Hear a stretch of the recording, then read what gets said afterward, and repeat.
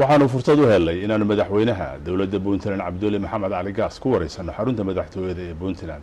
madaxweyne ku soo dhawow wareysigan. aad iyo aad baad mahadsan tahay waana ku soo dhaweynayaa tira. madaxweyne siyaasadda dowladdaada waxaa saldhig u ahaa 4 qodob oo ah in isbedel lagu sameeyo garsoorka, shaqaalaha dowladda, dhaqaalaha iyo amniga. maxaa ka suurtagalay ilaa hadda? runtii barnaamijkaasi waa barnaamij aan rabnay dowladnimada ama haykalka dowladnimo ee Puntland in lagu saxo. waxaanan ku tallaabsan yani in aanu reform ku sameyno ama isbedel saad sheegtay arrimaha dhaqaalaha, ciidamada, cadaaladda iyo shaqaalaha. barnaamijkaasu khamiis walba oo golaha wasiiradu ay yimaadaan waxaanu si loo joogteeyo oo dabagalkiisu looga dhabeeyo shirka khamiislaha ee maalin walba ajandaha ayay noogu jirtaa. muhiimadda gaarkaa sababta aan u siinayna waxaa weeye waxaan ognahay dowladnimada Puntland inaysan saldhiganayn haddii aan reform intaa lagu sameyn. waxaan sameynay guddiga cadaaladda meel fiican buu marayaa oo ay hogaaminayaan odayaal runtii aan isleeyahay wax badan bay ka qaban karaan arrinta iyada ah oo ugu horey Yuusuf Xaaji Nuur iyo la taliyahayga xagga arrimaha sharciga. marka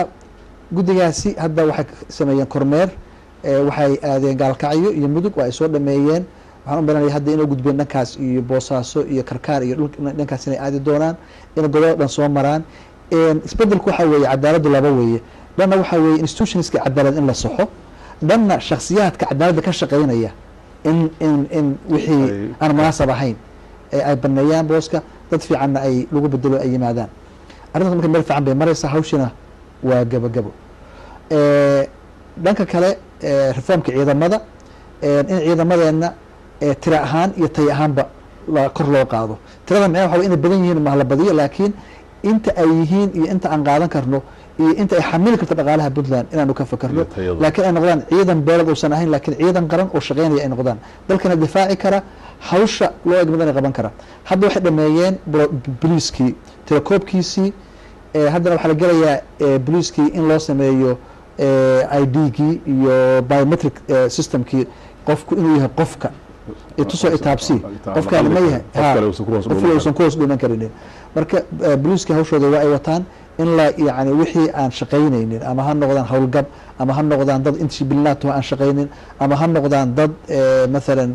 si kaleba aan ula shaqayn karin oo ula jaan qaadi karin isbedelka, dadkaasi yani isbedel lagu sameeyo. booliiskuna booliis shaqayn karaa uu meesha ka soo baxo. kabacdina waxay u gudbi doonaan ciidamada daraawiishta, iyana hawsheedii meel fiican bay marayaan. niman badan oo ciidanka experience badan u leh oo saraakiil ciidamo Soomaaliya ahaan jiray oo police iyo military isugu jira ayaa hawsha wada, aan ahayn kuwa ayagu hadda gacanta ku haya ama se dowladda u shaqeeya, laakiin outside independent oo ka madax banaan ayaa hawsha wada. hawti shaqada shaqaalaha wax xirsan wasaaradda shaqada iyo guddiga shaqaalaha rayidka ah, iyana hadda in shaqaalaha laba dhinac la sameeyo, wax la yiraahdo downsizing iyo right sizing, oo ah in ciidanka shaqaalaha tira badan ma u baahannahay, imisaan u baahannahay, dhankaas yani numberka laga fakaro, iyo right sizing oo ah shaqaalada meesha ku habboonaa ay la sameeyo position ku habboonaa. anaga waxaan rabnaa marka si dadka loogu cadaalad falo. hadda maalan shaqaalaha socotaan maalan wasaaradda dastuurka, dadkii shaqaalaha ay qoranaysay way advertise garaysay, waa lasoo abaalgareeyey si dadku ay opportunity u helaan iyo fursad ay dalkooda ugu shaqeeyaan. qofkii runta ahaa oo shaqada istaahilina uu shaqada u helo. wasaaradihii kale qaarkood la socotay wasaaradda deegaanka iyana waa advertise garaysay, gaar ahaan maalan agaasimayaasha waxyahoo kale oo ahayd madaxweynuhu isagu gacantiisa ku qoro. laakiin anigu ma rabo, sababta waxaan rabaa dadku inay opportunity ay helaan oo qof walbaaba shaqada u istaahilo, the right person, the right position u noqdo la helo. hawshaasna si fiican ba u socotaa laftigeeda. wasaaradda shaqada iyo guddiga shaqaalaha rayidka ayaa gacanta ku haya iyo hay-ado kale oo runtii naga taageeraya. tan kale waxaa weeye public finance management reform oo ah dhanka dhaqaalaha. arrintaas waxaa naga taakuleynayay oo hawl fiican nagala waday bangiga adduunka. hadda dhowrka iyo safar u dambeysay way naga baaqdeen, weli ma imaanin, laakiin iyada laftigeeda waxaa weeye in isbedel lagu sameeyo dhanka cashuuraha. hadda adduunka ma jirto meel dadku ay fiirsadaan dekada wax ka soo gala. wadanka Mareykanku aan ka imid dhaqaalaha dowladda ka soo gala taarifiska wax la yiraahdo 2% weeye. anana boqolkiiba 71 waxaan ku taageersannahay dekadaas yarta ah ee boosaasood oo yani aan dalka dhan aan ka fayn karin marka canshuurihii biriga in la kiciyo oo la socotaan waa taa oo lala wadnay canshuuraha in yani si canshuurtuna dadka ganacsatada uga yaraato uga fududaato marka haddii aad dakhli mar walba arto dakhli kordhin laakiin sourceska waxaa kaa soo gelaya ay yar yihiin oo dekada kali ay tahay waxay ku kalifaysa in mar walba canshuurta kordhiso ilaa culayskeeda ee ganacsadu qaadi kari waayaan laakiin markii bayskii u badan yahay oo canshuurihii kale oo dadbanaa sida maalan faa'iidadii maxaa la yidhahdaa guryihii propertaxkii tii serviska gadidii yani tii shaqaalaha rayidkaa oo aan dowladda ahayn waxaasoo dhan marka ay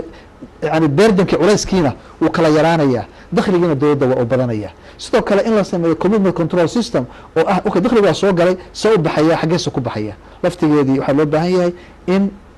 aanu shaqo fiican ka qabano hawsha iyadana laftigeedu meel fiican bay maraysaa marka reformkii si dhab ah oo xoog leh oo xawli ah ayuu u socdaa waa tahay waa maxay qiyamka udubdhexaadka u ah ama core value-ka u ah oo lagaga dayan karo xubnaha dowladdaada isdadoonka ah okay anagu waxa weeye isbedelku aan ku dhawaaqnay waxaan rabnaa isbedel siyaasadeed inuu noqdo isbedel for example ma noqonayo qof lagu bedelay mogtahay taas yani isbedel maha laakiin isbedelku waa isbedel siyaasadeed isbedel dhaqaale iyo isbedel social ah inuu muhiim yahay annaga marka core value waxa weeye in shafaafiyaad yani dowladnimo iyo dad yani leaders ah oo ka madax banaan corruption musuq maasuq iyo leh work ethic dowladnimo ee shaqo leh inay noqdaan wey sariig leh inay noqdaan marka qofkii intaas aan lahayn anigana madaxweyne ahaan ima anfacayo bulshada puntlandna ma anfacayo marka waxaan ku shaqeyna waxa weye anagu isku tashi puntland inay isku tashato inay iyadu shaqaysato in dadka leadershipka hogaanka hayaana ay yihiin dad kalsooni ka haysta bulshada weeye muhiimaddeedu awoodda maaliyadeed ee xukuumadda puntland iyo filashada dadweynaha ee horumarintu ma iskaabayaan marka sidee baad isu waafajin karaysaan waa tan aan leenahay sababta keenaysa inaan dib eegis ku sameyno dakhal xagee ku baxaa boqolkiiba hadda 63 baan u malaynayaa aan marayo dhan in aanu ku dhiirigelino inay naga taageeraan dhanka infrastructure-ka oo ah maalan kaabayaasha dhaqaalaha sida aeroboortooyinka dekedaha maxaa la yihahdaa jidadka iyo inaanu helo dad private ah oo ka faa'iidaysta khayraadka puntland noona sameeyo horumar oo ah yani isdhaafsi mutual beneficial oo ah laba dhinac ay ka faa'iidayaan marka dhanna inaan ka wadno dhanka horumarka noocaas aan ka wadno dhanna isbedel gudaha aan sameyno si marka ay noogu suurta gasho gudaha iyo laftigayagii inaanu wax qabsan karno dadkeenana usoo jeedino inaanu isku tashano oo wixii annaga naga tambanta aan ula laaban karno dadweynahayaga ganacsatadayada culimadayada dhallinyaradayada aan dib ula laabanidahno mashruucaan u baahannahay dowladda laga taageero dowladda ay horseed ka noqoto kabacdina dadkuna ay ka qayb qaataan waa tahay madaxweyne ma fududa dib u habeynta canshuuruhu waxaana laga maarmaana in ganacsatada iyo dadweynaha taageero looga helo sababto waxaa dhacda mararka qaarkood in ay dekado kala aadaan ganacsatadu marka qaabkay ugu talagashay kalsoonida ganacsatada iyo dadweynaha inay si canshuuraha iyo qaabayntooda dhaqaaluhu qayb uga qaataan inaad ku dhiirisaa waxaa weeye hadda maanta oo kale shir golaha wasiirada waxaan ku martaqaana inay noo yimaadaan noona sheegaan caqabadaha iyaga hortaagan dhanka ganacsiga marka waxaan rabaa dowladdiina in noqoto dowlad u dhagan nugul oo receptive u ah yani caqabadaha ganacsi ama si dhibaatooyinka ganacsatada ay la kulmaan dhanka kalena waxaan rabaa ganacsato la shaqeynaysa dowladdii oo markii dowladda u baahato barnaamijkeeda siyaasadeed sida maalan canshuuraha oo kale iyadoo laftigooda la fududeeya hormuudna ka noqda isbedel dadka inuu ku yimaado sababto waxaa weeye haddii puntland ay dhaqaale ahaan ay sugdunto ama puntland dhaqaale ahaan ay shaqeyn weydo dowladnimadeedu ay taabageli weydo de cidda ugu horeysa ku hasaaraysaa waxaa weeye ninka wax ku haysta weye waa ganacsadaha weye qofka miskiinkaa ma aha qofka askarigaana maaha marka waxaa la rabaa isfaham inuu jiro dowladda iyo ganacsatada ah oo ah wixii caqabada ah hadda maalan inaan jidadka loo istaagin in aan yani waxa la yidhaahdo burcadbadeed jidka u taagan oo isbaarooyina inaysan jirinin in ayaga maalan canshuurtii aan sax ahayn ama canshuurtii ku culus marka la eego meelaha kale ee soomaliya canshuurta laga qaado in laisla fahmo oo looga garaabo dhanka kale ayana wixii ku aada dhankooda oo ah waajibaadkaas saaranna iyana ay nagu taageeraan waaye madaxweyne may sanadkan waxaad ku baaqday in albaabada puntland u furan yihiin cid kasta oo maalgashanaysa haddaba shuruucdii maalgashiga dalka ama puntland diyaar ma yihiin maxaase ilaa iyo hadda baaqaasi wax jawaabaad ka heshay okay waxaan sameynay hadda wala socotaayo waxaan abuuray hay-ad leedahay bida waxaa weeye Puntland Investment and Development Authority waxaa weeye waa hay-adda maalgashiga iyo horumarka ee Puntland shuruuc waa jirtaa hore loo baasgareeyey oo waktigii laga soo bilaa Cabdullaahi Yuusuf oo runtii shuruuc dhammaan sharciga 1999 ayaa sharci maalgashi ah laakiin aan aad u cuslayn oo مثلا hadda meesha la marayo aan socon karinin ayaa jira kaamir waxaan inaan ku dul dhisno oo sameeyno sharci waxa jira waqtiga dowladda Soomaaliyeed ay sameysay 1987 iyo hada investment law of 1987 ka laftigiisu wax badan buu ka hadlaya qaabka maalgashiga marka waqti shuruucda hore u jirtay iyo xaaladda maanta adduunku ku sugan yahay waxaan ku jiraa waqtiga internet age kan marayna communication age ki ayaanu maraynaa marka in la iswaafajiyo systemka ganacsi adduunka maanta ka jira iyo maalgashi iyo waxa aan uga baahannahay dalkeena horumar marka hawshaas waa noo socotaa hay-adiina waxaan rajeynaynaa inay si fiican u hawlgasho iyadaa laga rabaa marka inay wixii maalgashi wado ah iyo shuruucda maalgashiga ka bacdi golaha wasiirada la horkeeno ka bacdi markaasi loo gudbiyo baarlamaanka Soomaaliya waaye magaalada Garowe waxaa lagu qabtay May sanadkan shir dhexmaray dowladda Puntland iyo dalalka iyo hay'adaha caalamiga deeqda bixiya waxaan new deal-ka shirku muxuu ku soo kordhiyay himilada Puntland shirkaasi wuxuu ahaa round table discussion ama se yani miis in la wada fariisto oo waxa la yiraahdaa stakeholderska Soomaaliya baneeya ama se dadka baneeyaasha Soomaaliya iyo Puntland inay is hor fariistaan Puntland hor dhigto waxa ay rabto iyo meesha ay u socoto iyo waxa aanu ka rabi karno beesha caalamka inaan isla fahmno waxaa ka soo galay shirkaasi cid kasta oo Soomaaliya danaysay oo waliba meesha ugu sareysa ambassadorodoodii iyo madaxdoodii iyo hay'adihii مثلا yani adduunka ugu xooga badnaa waa ay yimaadeen waxaan hor dhignay dhisma yani barnaamij horumarinta Puntland oo ah مثلا development plan-kayagii 5 sano priority-ga Puntland ay leedahay Puntland ay leedahay sababta waxa weeye Puntland mara badan Soomaaliya way ka duwan tahay xaaladeedu meelaha qaarkood waxaa مثلا ay u baahan yihiin xaalad bini'aadnimo ka jirto oo u baahan yahay raashin ama quudin ama marta waxyaabo kale dhanka recovery oo مثلا dad dagaal ka soo kabanaya meelaha qaarkood مثلا laga xoreeyo shabaabka oo kale laakiin annagu waxaanu diyaar u nahay horumar marka in la fahmo baahida Puntland ay qabto xaaladda ay ku sugan tahay inaysan ahayn baahi raashin iyo wax la mid ay tahay horumar iyo mashaariic arrintaasna waa isla garanay oo naba qaateen wixii marka anaga aan ka kuleenahay new deal-ka ama higsiga cusubna waxa weeye waa wada joognaayo barnaamijyada socdo oo muddo soconaya weeye madaxweyne June sanadkan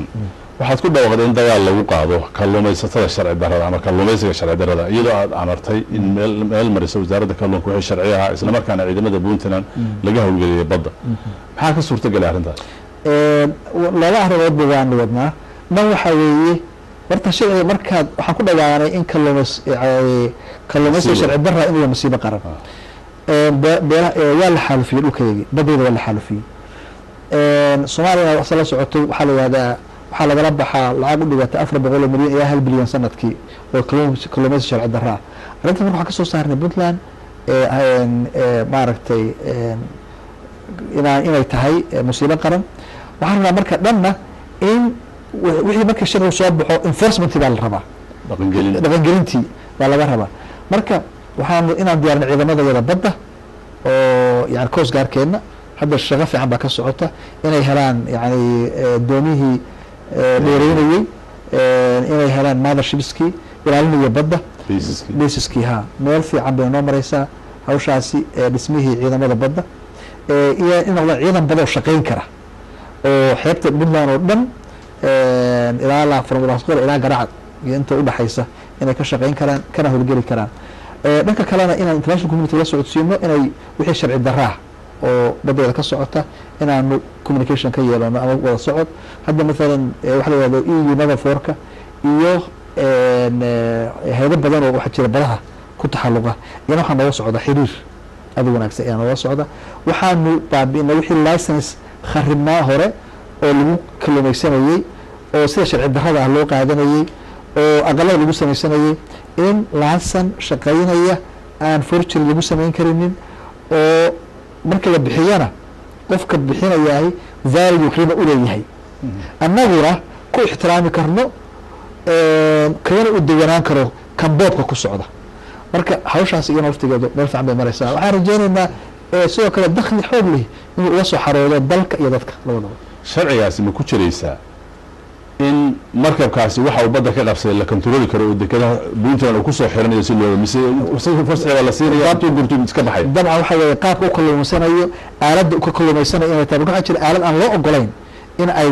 dalkan lagaga kalluumaysto ama wuxuu dhimayo kor rifiskayada shaqaalaha reer puntland in markay dusha saaran yihiin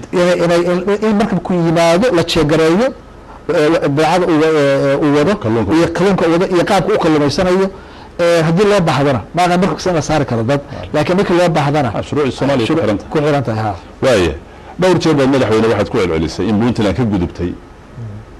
baahida kaalmo aadaminimo oo u gudubtay heer horumareed maxaa caddaynaya arrintaas waxaa caddaynaya puntland waxaa jirta 16 sano dabcan mararka qaarkood marmar yani dad way jiraan u baahan kaalmo dhaqaale laakiin waxaan ka hadlaynaa puntland waxay u baahan tahay in galley loo keeno dadkeeda haddii markii wakti la joogaba dadka maalan tabarta daran agoomaha dadka masaakiinta ah yani way u baahan karaan yani taageero mararka qaarkood waa laga yaaba in u baahdaan laakiin dadkeenu waxay diyaar u yihiin in aanu horumar ay helaan in wax iska bedelaan kaabayaashani dhaqaalaha wax soo saarkeeni sababto waxa weeye waxaan maalan haddii maalgashi aan u helo beerihii kalluumaysigii xoolihii macdintii waxaa abuurmaysa shaqo waxaa jiraya wax soo saar waxaa kordhaya dakhligii dadka shaqaalaha iyo ganacsatada iyo ku hawlanaa barnaamijyadan povertygii amase saboolnimadii ayaa marka wax isbedel ku yaraanaysa marka baahidii marka humanitarian ahaa loo baahnaa amase bini aadamnimo meesha way ka baxaysaa marka waxaa weye waxaa la rabaa inay wada socdaan yani oo horumarkaasi wuxuu keenayaa inuu wax badan ka taro waxyaabaha sababi kara inaan u baahano kaalmo bini aadamnimo waaye bulshada ku nool deegaanada ka fog magaalooyinka waaweyn ee puntland oo hore ugu hungoobay inay dowladooda ka helaan xuquuqdii adeegyada bulshada sodcaalkii aada goboladaas laamiga ka dursa ku martay raja abuur ka sokow fakarkii bulshada muxuu ka bedelay runtii aniga laftigeeda ka dowlad ahaan ama ka madaxweyne ahaan ayuu wax badan iga bedelay sababta waxaa weeye dowlad ku kooban gaalkacyo ilaa boosaaso jidkaa dheer saaran kusoo socotahay dowlad uma aha dalka sababta waxaa weeye 70% waa oran kara ku dhawaad dadkeenu laba dhinac bay ka kala jiraan laamiga waxaa loo baahan yahay dadku isxuquuq yihiin markaan ka hadlayna cadaaladda waxaan idhi cadaaladdu in laba mid noqotaa cadaalad shakhsi iyo mid deegaan labadaba dadka puntland inay u siman yihiin cadaaladda oo dad dowladooda u cadaalad fasho dhanka kalena in deegaanadu waa isku xuquuq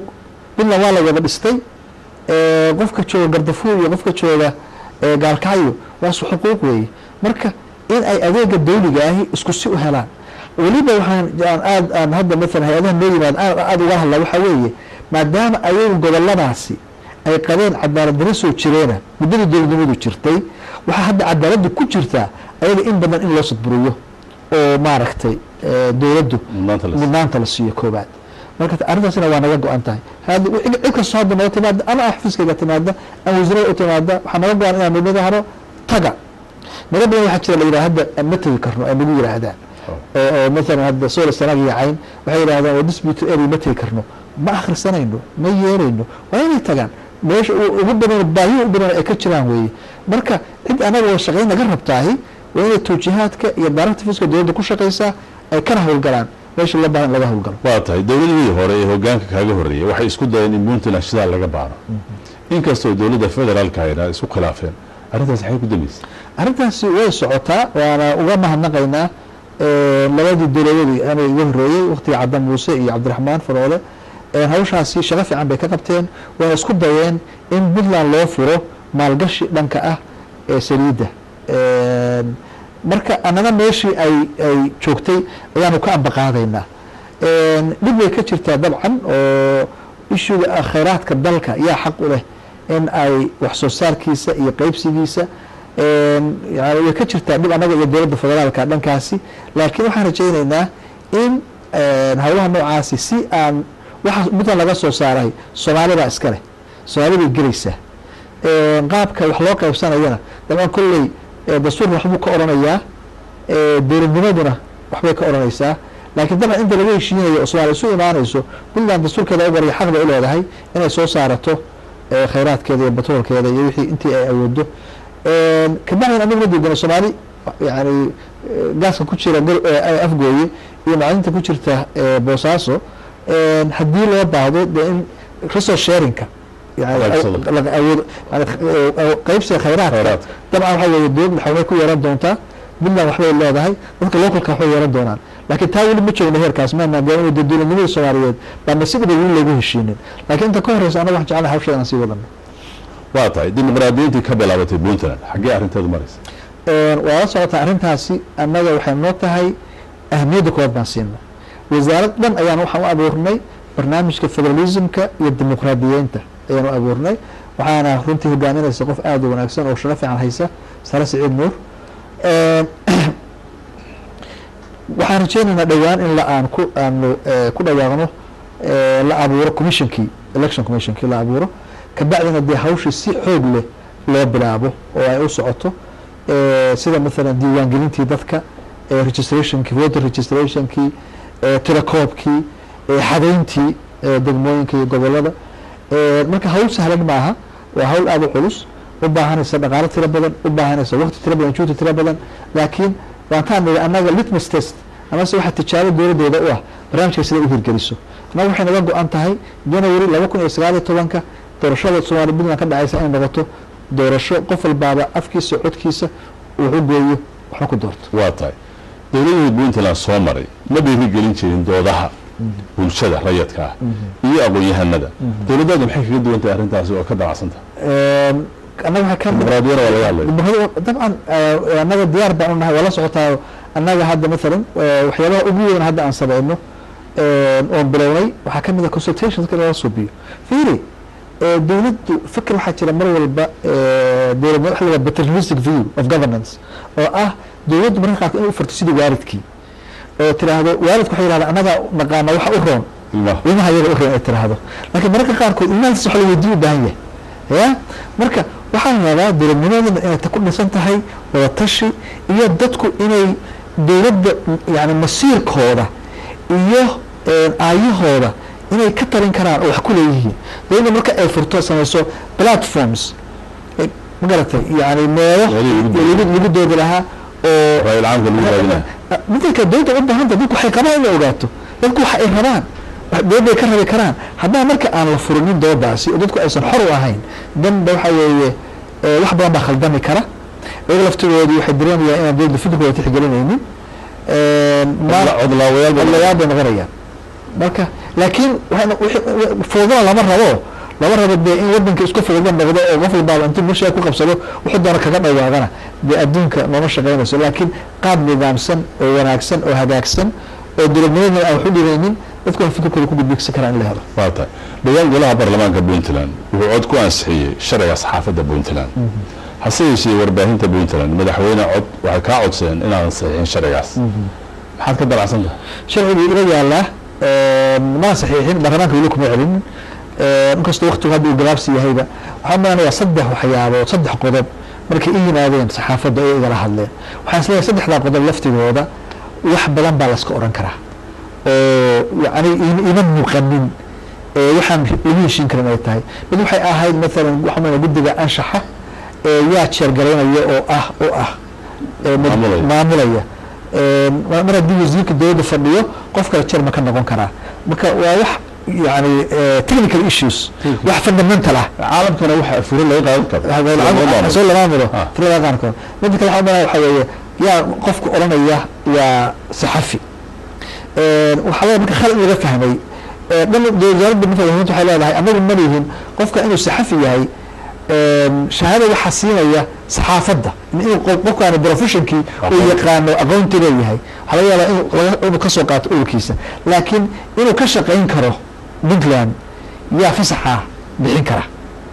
mogtahay marka waxaa la isku hayaa hayse markaa anigu arkay maaha wax weyn oo u dhexeeya dowladda iyo saxafiyiinta waxaan rajeynayaa in saxaafaddu xor ahaato ay shaqayso iyaduna ay muujiyaan maaragtay bisayl aysan noqonin dajaantaan rogan oo bisayl ay suubiyaan waxaana waa wax la fududayn karo lagu heshiin karo waaya madaxweyne xildhibaanada dowladda federaalka ee soomaaliya iyo dowladda puntland waxay 20kii bisha sanadkan bisha agost baaq ka soo saareen wada tashiya arrimihii ay isku hayeen dowladda federaalka iyo iyadoo horay laba xukuumadood dowladda federaalka soo maray iyo puntland u dhex maray heshiisyo la fulin waayo maxaa hortaagan baad is leedahay dowladda federaalka iyo dowladda puntland heshiisya ay galaan heshiis kale oo dhex mara muxuu kaga duwanaan karaase waa sax kuwii hore waa sax wey sababta aan u niri wixii lagu heshiinayo waa in cid goobjooga ay jirtaa wixii fuligaayay si loo ogaado taasaa keentay aan nidhaahno wixii lagu heshiinayo waa cid third party cid kale oo wax naga og waa inay jirtaa waxaad moodaa markii heshiisya hore loo galay waqtigii cumar cabdishir 2009 mid baa la galay 2011 markii anigu aan joogay mid kalaa la galay 2010 mid baa la galay 2013 mid baa la galay kulli waxa kama fulin waxayna u badnaayeen waxyaaba puntland ay ka tabanayso dowladda dhexe oo ay ahayd dowladda dhexe inay fuliso sababta leedahay dowladda dhexe wax ka fuliyaayeen sababtoo ah waxa laga wada hadlayay waxay ahayd wax puntland ay ka tabanayso ama ay ka rabtay dowladda federaalka inay hirgeliso wixii marka federaalku annaga naga rabi karaan marka iyaga inaan hirgelinaa nalaka raba laakiin waxay u badnaayeen wada hadaladani yani deeqaha waxbarashada aqoonta maxaa la yidhaahdaa tababarka ciidamada nabadgeliyada deeqada magaca soomaaliya lagu soo qaado dowladda soomaaliya waa la wada leeyahay ya haddii ciidamo tak loo dirayo saraakiila puntland wax ku leedaha la rabaa haddii deeq waxbarasho ay hesho dowladda federaalka ahi ummadda udhexaysa qofka ilaa raas gambeeno ilaa saylac bay maaragtay ka dhexaysaa marka wixii dadka ka dhexeeyey in sacada awood qaybsiga dowladda jagooyinka sare dowladda maaragtay shaqaalihii dowladda dhexe waxaasoo dhan waxa weeye in si cadaalad ku jirto oo wanaag soomaalinimo ku jiro laysula qaato dowladda federaalkana ay hirgeliso marka taasaa keentay marka inaanu nidhaahno cid hadhowto ka markhaati kaco tiraahdo qodobadan lagu heshiiyey waktigaas lagu hirgeliyey ahayd maxay u suurtoobi weyday si markaas kalsoon u timaado ayaan waa tahay dowladda puntland waxay sheeganaysaa in xuquuq kaga maqan tahay federaalka halka dadka diidan federalismku ay ku doodayaan in puntland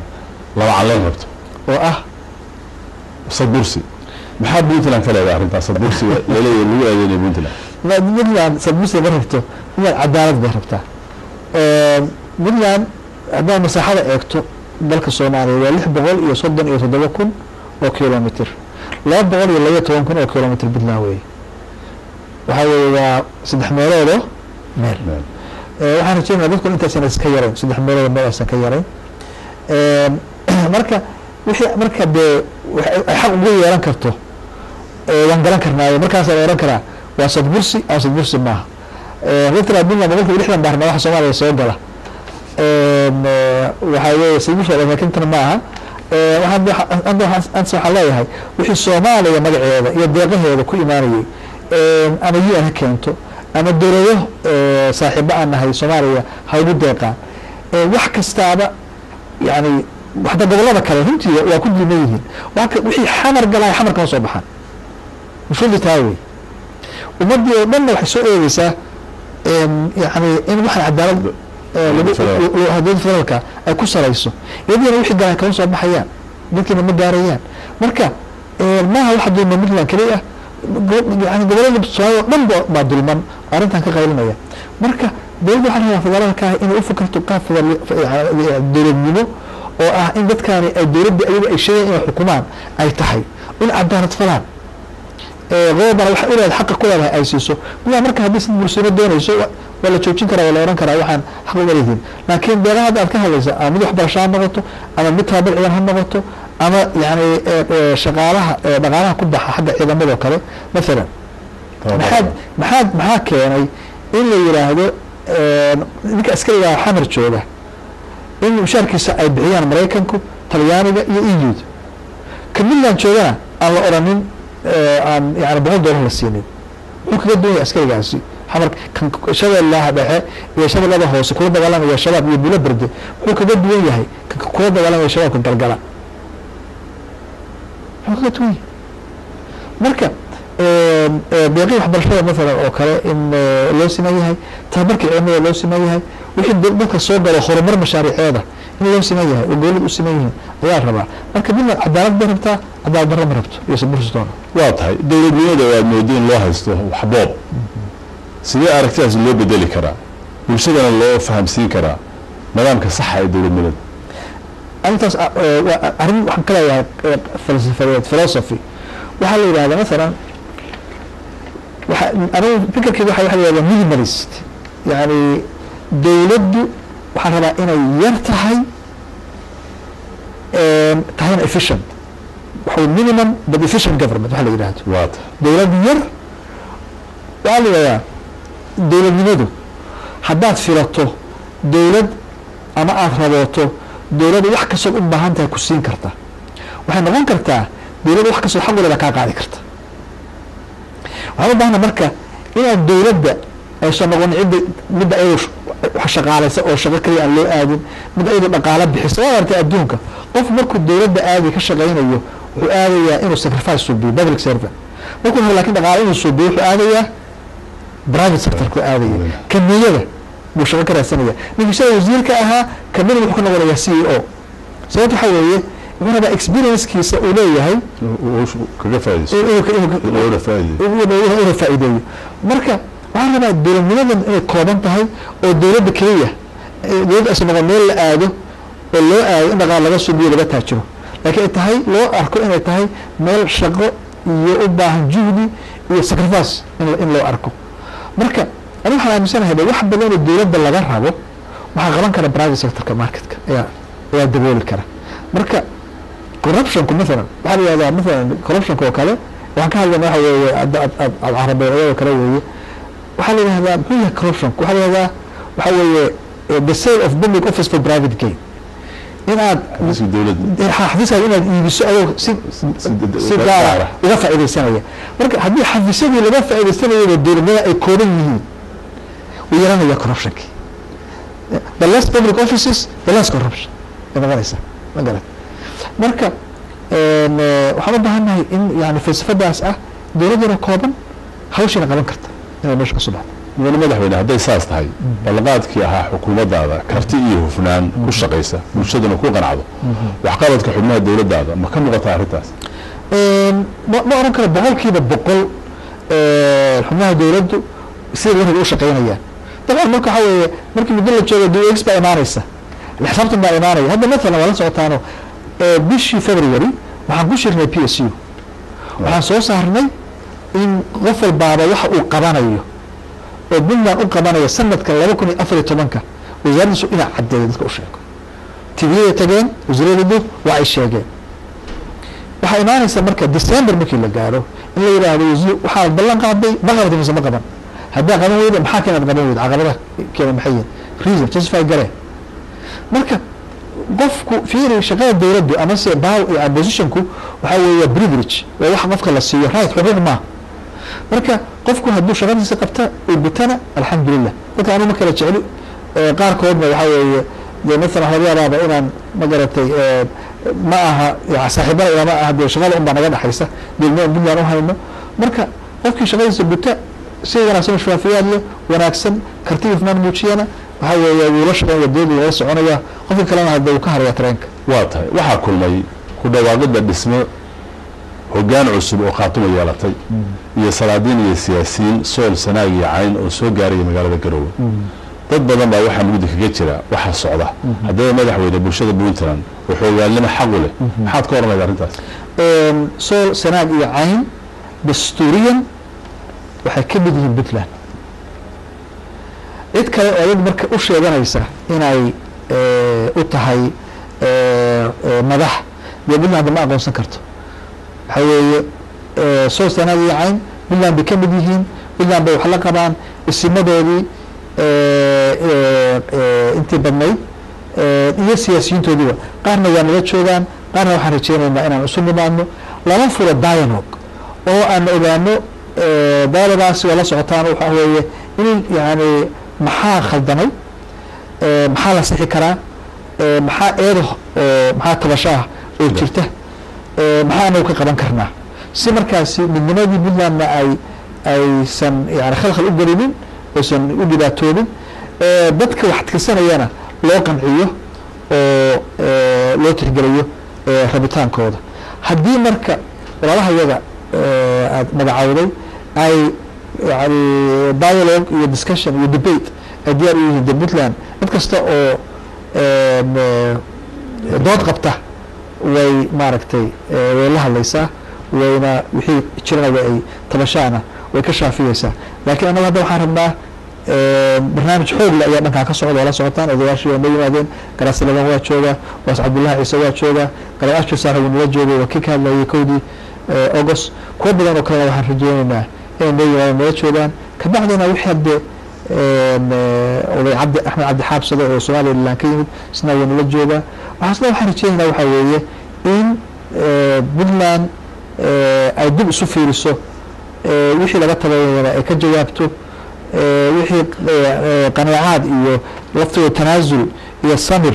iyo cafisna dhanka kale uu ka yimaado laftigeeda waa loo baahan yahay dhacdadii dhawaan ka dhacday tiiga puntland saameyn intee leg bay ku yeelatay dowladda puntland iyo aragtida laga qabo wax ay muhiimada ay ku lahayd ciyaar dhalinyarada koox yar dhalinyara mas-uuliyasata bay ahayd isla markiina de hawshaasi waa la xaliyey wax ifeetaan puntland iyo dowladeeda iyo socodkeeda ay ku yeelatayna ma jirto mana rajeyna ku waaye siyaasiyiin ka tirsan gobollada koonfureed ee dalka soomaaliya ayaa waxay ku eedeeyaan puntland in bulshada digil iyo mirif dhibaato lagu hayo dowladda puntland arrintaa kama hadasho maxaa u sababa waxaan isleeyahay meel qof soomaaliya ku noolaado runtii igamaha puntland waxay ka tahay meel qof soomaaliya ku noolaado oo qof soomaaliya uu kaga sharaf badan yahay puntland ma jirto qof dadkii soomaaliyeed noo yimid soo raadsaday nabadgelyo soo doontay shaqo soo doontay nolol si wanaagsan oo sharaf leh oo karaamo ay igu nool yihiin dadka digla mirifna kuwaasay ka mid yihiin waan la kulmay cuqaashoodii waan la kulmay odayaashoodii waan iswareysanay waxayna ii sheegeen in ay puntland nolol ku haystaan inay ku faraxsan yihiin joogitaankeeda hadda maalan waxa guryo dhisayo oo dadka idbska loo dhisayo dadka reer puntland waa ku yaryihiin dad ay jiraan weliba idbs puntland daris oo koonfurta kasoo barakacay iyo kuwa wadanka gudihiisa abaarihii iyo kusoo barakacay ayaa nala jooga haddana boqolkiiba 90 dadka daryeelka ku helaahay waa dadka ka yimid meelo kale waxaa weeye diintaana faraysa soomaalinimadaana faraysa marka waxaa weeye wax shibaah dee qof anfilishaar ah waxaa kale idinkuna dhex qaadaan tagtaan ganacsigooda meeshay ku haystaan dukaamadooda meelaha ay ka shaqaystaan tagoo soo waraysta maxaa dhiboo jira dhaha waa tahay golihii wasaaradda shirkoodii maanta waxaa lagu baaqay in gobollada puntland abaari ka jidho adaana soo jeediyey abaarta xadidada intee leeyahay gobollada ay ka jirtaase intee leeyahay runtii abaartu waa bilow ilahayna waxaan ka rajeynayaa inay maaragtay ay noo fududaato annaga waxaan jeclay inaan ka diyaar garowno gobollada waxa ugu daran gobolka bari gardafuuy iyo karkaar iyo mithal midowga kale tawfiiq hoos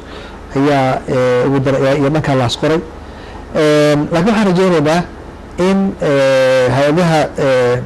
ay ka howlgalaan dowladda adeegtada u diyaar garowdo ama wixii biyo dhaamisa ama wixii maalan raashin dalka in la gaarsiiyo mushkiladana waxaa wey runtii waxa asaasiga u ah in la taabto abaaraha soo laalaabanaya waxaana base u ah runtii haddaad eegto waxaa cimiladii oo isbedeshay iyo environmentkii oo lala dagaalamay bi-adii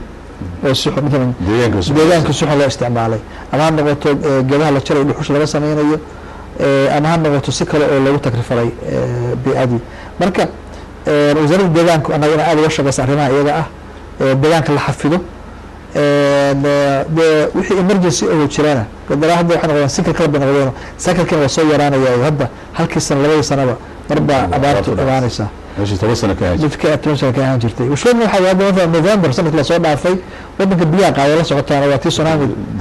jabeen wadooyinku ay jabeen haddana waxa leenahay abaar baa waa inta waxa gaabku waa yari gaabku waa yari u dhaxeeyo ujeeda marka waxaan u baahanahay inaan maarayno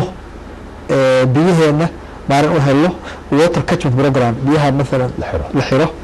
bada galaya wasaaradda deegaanka wax badan ka qabato dhanka kalena hadda wixii emergency soo jira hadda la tacaalo laakiin mid baa loo vision ama aragti ku aadan deegaanka iyo abaaraha waqtiga dhexe waqtiga fog inta waxa ku dhan waraysigii telefishinka caalamiga universal uu leeyahay madaxweynaha Puntland Cabdulle Maxamed Cabdigaas madaxweyne mahadsan aad u wanaagsan maxamed ma maasanta